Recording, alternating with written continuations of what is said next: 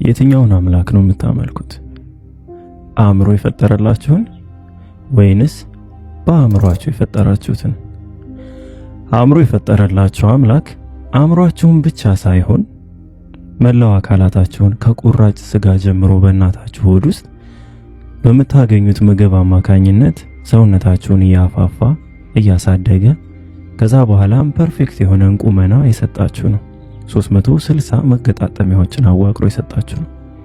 እናንተን ብቻ አይደለም፣ እጽዋትን፣ እንስሳትን፣ ለም የሆነችው መሬትንም እንዲሁም በረሃዎቹንም ፈጥሯል። እነዚህን ሁሉ መፍጠሩ እጅግ በጣም ድንቅ ሆኖ ሳለ ከዚህ የባሱ ግን 7 የሆኑ ታላላቅ አህጉራቶችን ፈጥሯል። የአህጉራቶች ብቻ ነው እንደሚገርማችሁ ታላላቅ የሆኑ ውቅያኖሶችንም ፈጥሯል። ይህንን ሁሉ አንድ ላይ የያዘችውን እርዝ ወይንም ደግሞ ምድርን ፈጥሯል። የምድር ግዝፈት አስባችሁ ታውቃላችሁ? 7 ቢሊየን ህዝብ ይኖርባታል። 7 ቢሊየን የመያዝ አቅሟ ደግሞ እጅግ በጣም ብዙ ቢሊየን ሰዎችን መያዝ ትችላለች። ሰው ግን ምንኛ ትንሽ ነው። ዓለም ምን ያክል ግዙፍ ነች? የትኛውን አምላክ ነው የምታመልኩት? አእምሮ የፈጠረላችሁን ወይንስ በዚች ትንሽዬዋ አእምሮ የፈጠራችሁትን? ዓለማችንን ይችን ካየን ከዓለማችን ደግሞ በብዙ ጥፍ የምትበልጠውን ሌላኛዋን ፕላኔት ጁፒተርን ማየት እንችላለን። ከዓለማችን እንዲሁ 1.3 ሚሊዮን እጥፍ የምትገዝፈውን ፀሐይን ማየት እንችላለን። ከፀሐይም በ10 እጥፍ የሚገዝፉ ብዙ ፕላኔቶችን ከዋክብቶችን ማየት እንችላለን። ከነዚህ ሁሉ ከዋክብቶች አልፎ ጋላክሲዎች ይመጣሉ። እነ ሚልኪ ዌይ፣ አንድሮሜዳ፣ ብዙዎችን መጥቀስ ይቻላል። ይህንን ሁሉ ጠቅልሎ የያዘው ዩኒቨርስ ይባላል። ከዩኒቨርስ በኋላ መልቲቨርስ የሚባል አይነት ኮንሴፕትም አለ።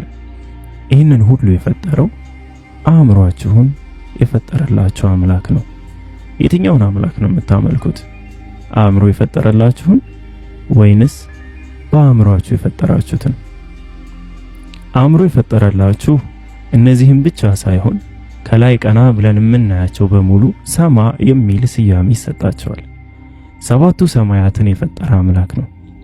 ከነዚህ ከ7ቱ ሰማያቶች ውስጥ ከአንደኛው ሰማይ እስከ ሁለተኛው ሰማይ፣ ከ2 እስከ 3፣ ከ3 እስከ 4፣ ከ4 እስከ 5፣ ከ6 እስከ 7 ድረስ ያሉ ርቀቶች እያንዳንዳቸው የ500 ዓመት ጉዞን ያስጉዛሉ። 500 ዓመት በምን ፍጥነት እንደሆነ ፈጣሪ ብቻ በሚያውቀው። ይሄ ብቻ ነው እንደሚመስላችሁ? ቅድም ሰው ነበር አይደል? አሁን ዓለም ምንኛ ትንሽ ነች። በዚህ ማለት እኮ በአጉሊ መስታወት እንኳን ልናያት አንችልም ማለት ነው። በእኛ ገለጻ በንጽጽር ስናስቀምጠው ልክ ጀርሞችን ልናያቸው እንደማንችለው ሁሉ ዓለምንም ደግሞ ከዚህ ሁሉ ፍጥረታት ጋር ስታነጻጽሯት ኢቭን በአጉሊ መስታወት እንኳን ማየት አንችልም ማለት ነው። ዓለም ምንኛ ትንሽ ነች። እናንተ ግን የትኛውን አምላክ ነው የምታመልኩት? ይህንን ሁሉ የፈጠረውን ወይንስ እናንተ የፈጠራችሁትን? ይህን ሁሉ የፈጠረው አምላክ ከ7ቱ ሰማያት ውጭ ኩርሲ የሚባል ፍጥረት አለው። ይህ ኩርሲ የሚባለው ፍጥረት ከ7ቱ ሰማያት ጋር ሲነጻጸር ሳይዙ ልክ እንደ ቀለበትና ምድር ላይ እንዳለው ትልቁ በረሃ ይወከላል።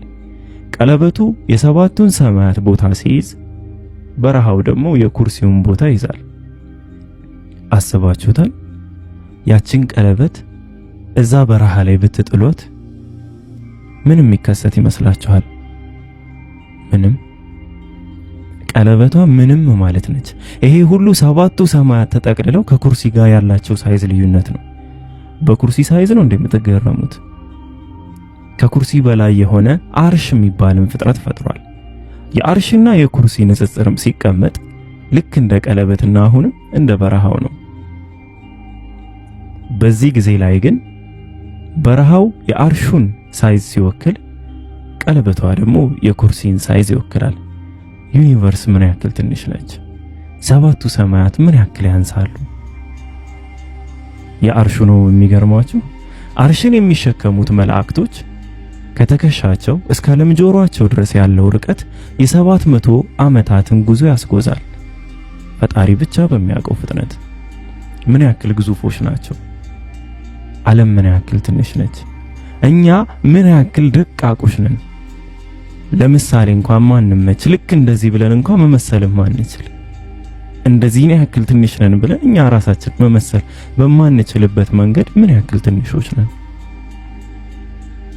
የትኛውን አምላክ ነው የምታመልኩት? ይህንን ሁሉ የፈጠረውን ወይስ እናንተ የፈጠራችሁትን? አእምሮ የፈጠረላችሁን ወይንስ በአእምሮአችሁ የፈጠራችሁትን? አእምሮን የፈጠረልን አምላክ ስለ ምድር ሲገልጽልን የትንኝን ክንፍ ያክል እንኳ ምንም አይነት ቦታም ክብደትም እንደሌላት ያስቀምጣል። የዛችን ያክል ቦታና ክብደት ቢኖራት ኖሮ ምድር በሱ ላይ የሚክዱትን ሰዎች አንዲትን ጠብታ ውሃ እንኳን አልለግሳቸውም ነበር ይላል። ዓለም ምን ያክል ትንሽ ነች። እኛንማ አንታሰብም። ዓለም ግን ምን ያክል ትንሽ ነች። ይሄ አእምሮን የፈጠረልን አምላክ ሲሆን እሱን መገመት ከኛ ከአእምሮአችን በላይ ነው አይደለም? እሱን ሰባቱን ሰማያትን እንኳን አንድ ላይ መገመት ለኛ አቅም አይቻልም። ስለ ኩርሲና አርሽ ማሰቡን ተውት። ምን ያክል ትንንሾች ነን። ይሄ አእምሮአችንን የፈጠረልን አምላክ ሲሆን በአእምሮአችን የፈጠርነውን አምላክ ግን ልክ እንደኛው አይነት ነው። እንደኛው አይነት አማልክቶች ናቸው። ልክ እንደኛ ሚጢጥዬ የሆኑ ኢቭን ብንስላቸው እንኳን ግዝፈታቸው ልንስለው የምንችለው ከኛ ከፍ በሚል ምን ያክል ይወደቅነን። እንዴት ነው ግን የምናስበው? ስለማን ነው የምናወራው? ማንን ነው የምታመልኩት? አእምሮ የፈጠረላችሁን ወይንስ በአእምሮአችሁ የፈጠራችሁትን? በአእምሮአችሁ የፈጠራችሁት አምላክ እናንተ ባልነበራችሁበት ጊዜ ገና ለገና በልተዋል ብላችሁ ለምታስቡት ፍሬ ወይም ቅጠል ኃጢአትን በሙሉ በቤተሰቦቻችን አመጣ ያላችሁት ነው። እሱ አይደለም የሚከፋው። አስከፊው ነገር ይሄ ፓርት ሳይሆን እጅግ በጣም አስከፊው ማዳን የሚችል ሰው ስለሌለ ያ ኃያሉ አምላክ፣ ያ ታላቁ አምላክ፣ ያ በአእምሮ ሊሳል የማይችሉ ፍጥረታት ያሉት አምላክ እሱን ተውት። ፍጥረታቱን እንኳን በአእምሮ ልንስላቸው የማንችሉ አይነት አምላክ፣ ያ ኃይል፣ ያ ፓወር፣ ያ ታላቅ የሆነ አምላክ፣ ያ ታላቅ የሆነ ክሬተር ፈጣሪ ዩኒቨርሱን ተውት። ሰባቱ ሰማያት ይቅር፣ ፀሐይንም ተዋት ግዝፈቷ እንዳለ ሆኖ፣ ዓለምንም ተውት፣ ሀገሮችን ተዋቸው፣ አንዷን ሀገርም ተዋት። ወደ አንዲት ሀገር እንምጣ። አንዲቱንም ሀገር ተው። አንዲት መንደር ላይ መጣን። ያችንም መንደር ተዋትና አንዲት ሴት ላይ ደረስን። አስባችሁታል? ምንም የሚባል ደረጃ ላይ የደረሰን ሁኔታ ላይ ያለን ገና ዓለም ላይ ስንደርስ ነበር ምንም የሚባለው ደረጃ ላይ የደረስን ምንም የሌለ ፍጥረት። ከዛ ዓለም ወርደን አንዲትን ሴት አይተን እዛ ማህፀን ውስጥ በጠባብ ደረት በአጭር ቁመት ተወስኖ ተወለደ አለን። እነማ? በአእምሮአችን የፈጠርነውን የምናመልክ ሰዎች። ለምን? ለወረስነው ኃጢአት። አንድ በአእምሮአችሁ ለፈጠራችሁት ኤግዚስት ለማያደርግ ኮንሴፕት ብላችሁ ያንን ነገር ምክንያታዊ ለማድረግ ስትጥሩ ምን አደረጋችሁ?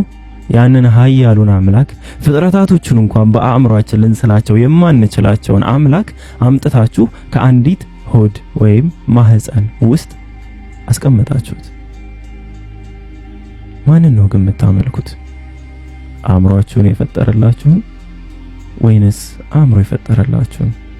እየተመገባ አደጋላችሁ። ማ? ኃያሉ አምላክ፣ ያንን ሁሉ ፍጥረታት የፈጠረው አምላክ። ከዛ ይሸሽ ነበር። ከማ? አተም እንኳን ከማይሞሉ ፍጥረቶቹ። መሸሸቱ አይደለም ያዛችሁት፣ መያዝ ብቻ አይደለም ገረፋችሁት፣ ተፋችሁበት፣ ሰቀላችሁት። ማንን? በአእምሮአችሁ አምላክ ያደረጋችሁትን።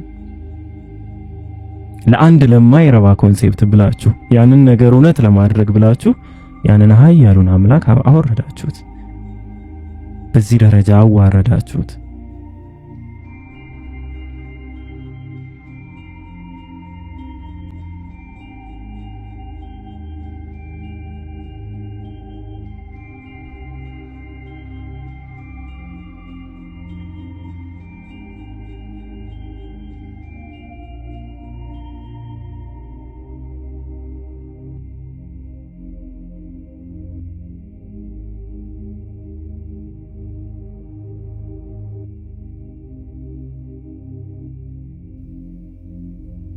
ወለደ አላችሁ። ጭራሽ ወለደ፣ ልጅ አለው፣ ወለደ። እኛም ልጆቹ ነን አላችሁ። እነማ? እናንተ የምትኖሩባት ዓለም የትንኝ ክንፍ ያክል እንኳን ቦታ የሌላት፣ እናንተ የምትኖሩባት ዓለም አተምን እንኳን የማታክለው። ስለ እናንተ ስለ ዓለማችሁ ነው ማወራው። ማንን ነው የምታመልኩት? አእምሮ የፈጠረላችሁን ወይንስ በአእምሯችሁ የፈጠራችሁትን? ከዛ እየበላ እየጠጣ ይሄ ያደገው አምላክ የሚበላ የሚጠጣው ነገር ሰውነት ሆነውና ያ ሰውነት ደግሞ አምላክ ስለተዋሃደው ያ ሰውነት ከበረና አምላክ ሆነ ይመለካል አላችሁማ። እናንተ በአእምሯችሁ የፈጠራችሁትን የምታመልኩ ሰዎች ስለማን ነው የምታወሩ? ዓለማትን ስለፈጠረው አምላክ።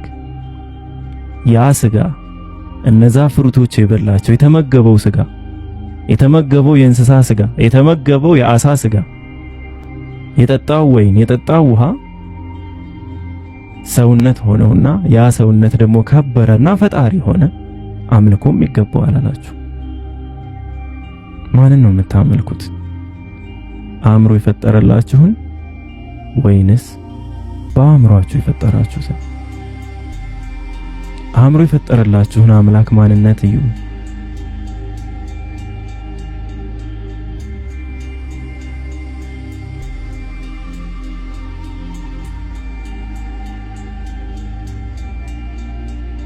በአእምሯችሁ የፈጠራችሁት ልክ እንደናንተው ናቸው።